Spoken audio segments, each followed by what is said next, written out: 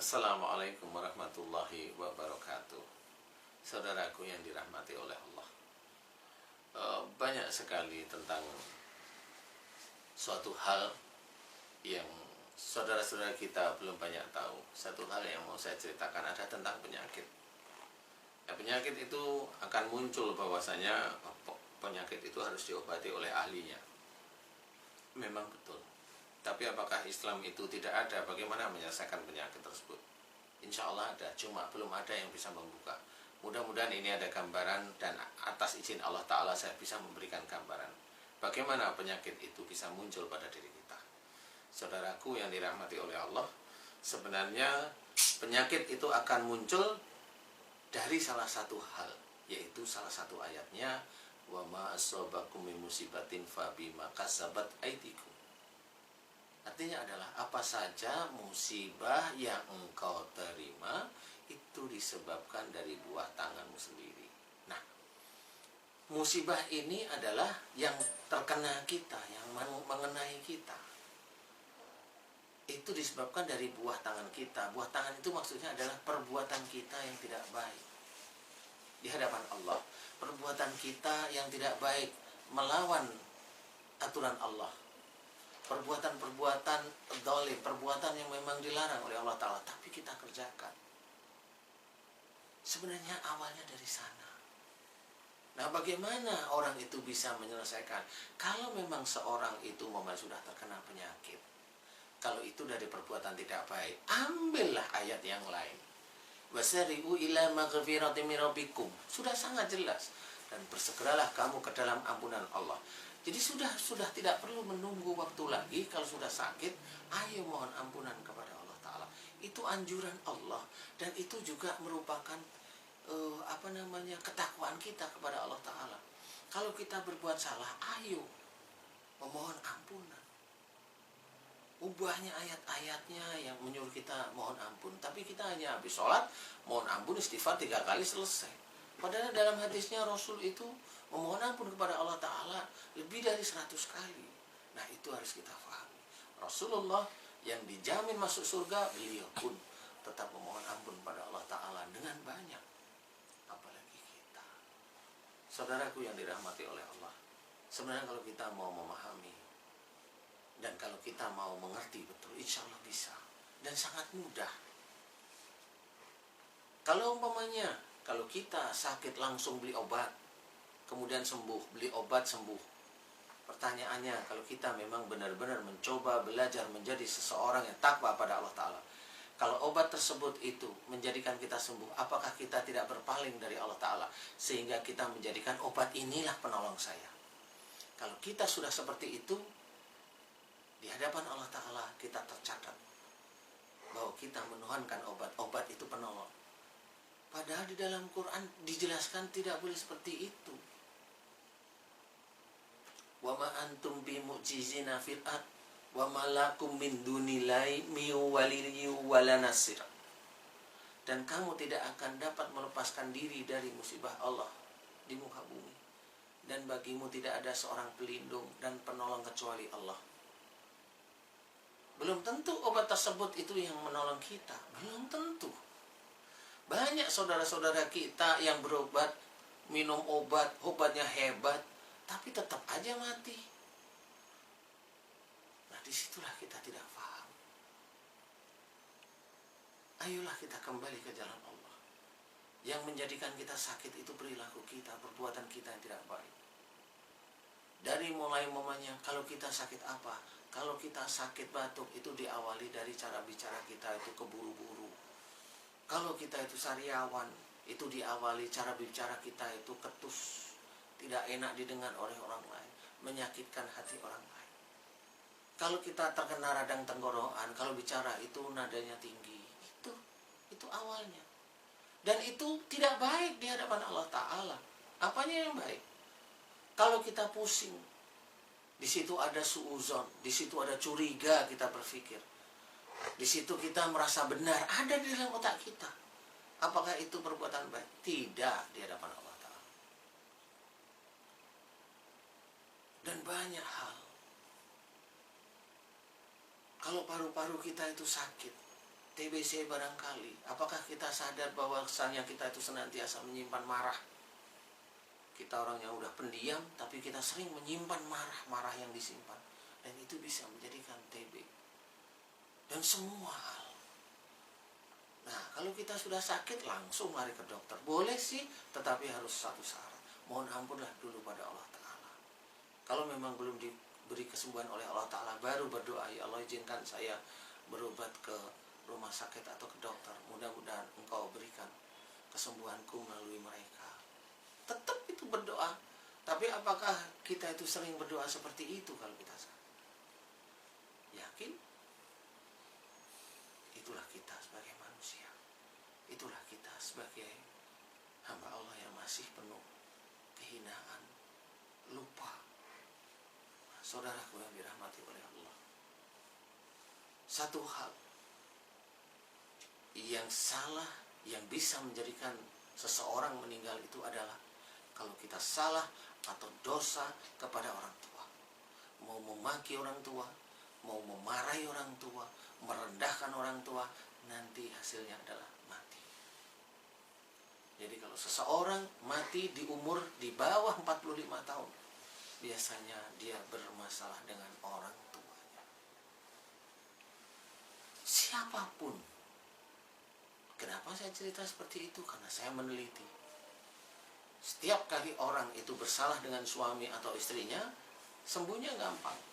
Tapi kalau setiap kali dia itu bersalah dengan orang tuanya, sembuhnya agak sulit. Kecuali dia minta ampun kepada Allah Ta'ala, meminta maaf pada orang tuanya.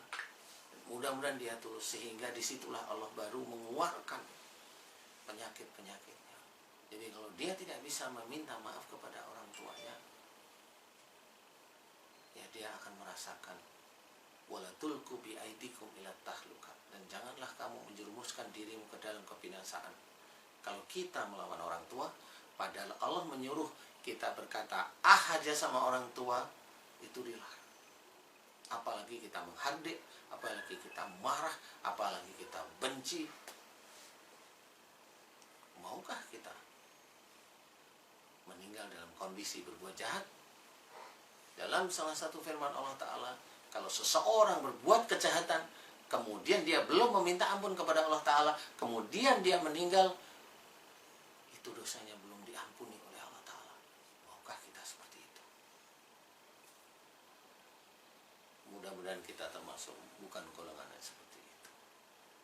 Jadi ayolah kita memahami bahwasanya sakit itu dari perbuatan kita. Kalaupun ada cerita bahwa sakit itu menggugurkan dosa, dosa yang mana mau digugurkan? Orang itu harus memahami. Kalau ayat Allah itu umpamanya mengatakan begini, wala nudziqannahum minal adabil adna dunal adabil akbari la'allahum yarji'un. Sungguh kami timpakan siksa kecil di dunia sebelum siksa besar di akhirat, agar kembali ke jalan yang benar. Akan ditimpakan siksa kecil kepada seseorang di dunia ini. Siksa kecil berarti tubuh yang disiksa nih. Sebelum siksa besar di akhirat. Kita kalau mencermati ayat Quran, satu ayat ini tidak terputus, bahwa siksa kecil di dunia sebelum siksa besar di akhirat.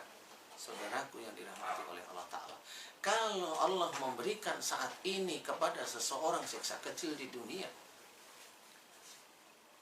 pasti Allah sudah menyiapkan siksa besar di akhirat. Pasti ayatnya sudah bercerita seperti itu.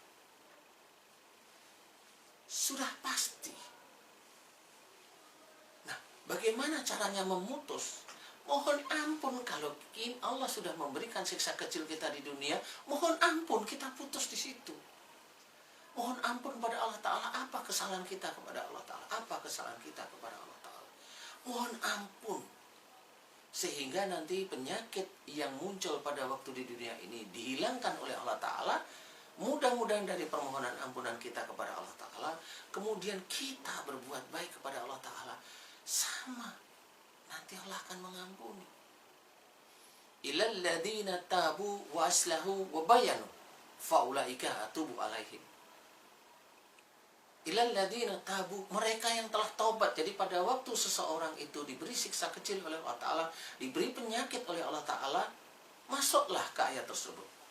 Ilal ladzina tabu, mereka yang telah taubat, taubatlah kepada Allah Ta'ala. Wa aslahu, dan memberikan, melakukan perbaikan, jadi tidak melakukan kesalahan lagi yang berhubungan dengan penyakit tersebut. Kalau penyakitnya di mulut, ya mulutnya yang dijaga. Kalau penyakit hubungannya di otak-otaknya yang dijaga. Nah, disinilah sebenarnya kita harus memahami. Wabayanu, dan memberikan nasihat kebenaran kepada orang lain. Baru Allah menjawab di ayat tersebut, fa'ulaika atubu alaihim, maka tobat mereka yang aku terima. Saudaraku yang dirahmati oleh Allah, berarti seseorang itu kalau mendapatkan suatu musibah atau penyakit khususnya, dia harus taubat, dia harus melakukan perbaikan.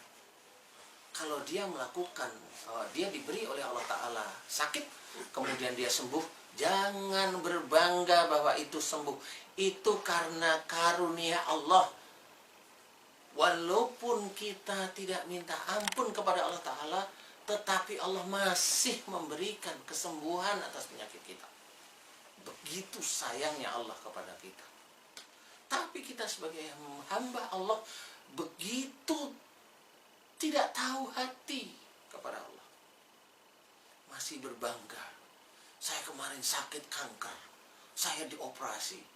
Walaupun ini masih menyisakan alhamdulillah sembuh, alhamdulillahnya. Tapi dia mau berbangga sebenarnya. Naudzubillah. Disitulah kita harus paham. Ayolah kita kembali ke jalan Allah. Obat bukan penolong. Bukan. Allah lah yang menolong. Tubuh kita milik Allah. Tubuh kita milik Allah. Makanya kita harus kembalikan pada Allah Ta'ala. Saudaraku yang dirahmati oleh Allah, ayolah kita memahami jika kita sakit, di mana titiknya, mohon ampunlah. Kalau itu disebabkan dari perbuatan-perbuatan kita tidak baik, perbuatan-perbuatan yang keluar dari jalur agama, perbuatan-perbuatan dolim, perbuatan-perbuatan yang kita mengikuti perbuatan setan.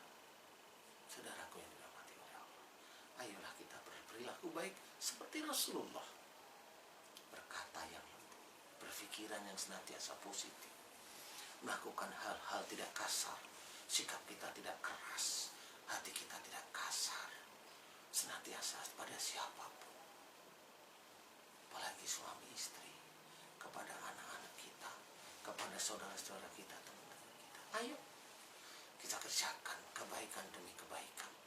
Karena dalam Quran diceritakan, jika seseorang melakukan kebajikan, di situ pahalanya untuk orang itu sendiri. Pahala ini akan dicatat oleh Allah Ta'ala. Apakah kita tidak senang kalau memang kita besok di akhirat pahala kita tampak di sana? Ataukah kita hanya melakukan perbuatan-perbuatan dolim, perbuatan dosa? Dan itu diceritakan, dan dia yang akan menanggung dosanya sendiri. Naudzubillah. Ayolah kita kembali ke jalan Allah. Kalau ada sakit, mohon ampun kepada Allah Ta'ala. Mohon ampun terus menerus. Mudah-mudahan Allah ridho sehingga penyakit kita disembuhkan. Jika penyakit kita itu disembuhkan oleh Allah Ta'ala, biasanya Allah mempunyai ciri penyakit itu tidak dimunculkan lagi. Kalau penyakit itu dimunculkan lagi, berarti dosa kita masih ada di hadapan Allah. Saudaraku, mudah-mudahan ini bisa meningkatkan keimanan kita dan ketakwaan kita kepada Allah Ta'ala. Ayolah kita meningkatkan ketakwaan kita dengan salah satu hal, yaitu mohon ampun kepada Allah Ta'ala. Mudah-mudahan bermanfaat, khususnya bagi diri saya sendiri dan juga saudaraku yang dirahmati oleh Allah. Assalamualaikum warahmatullahi wabarakatuh.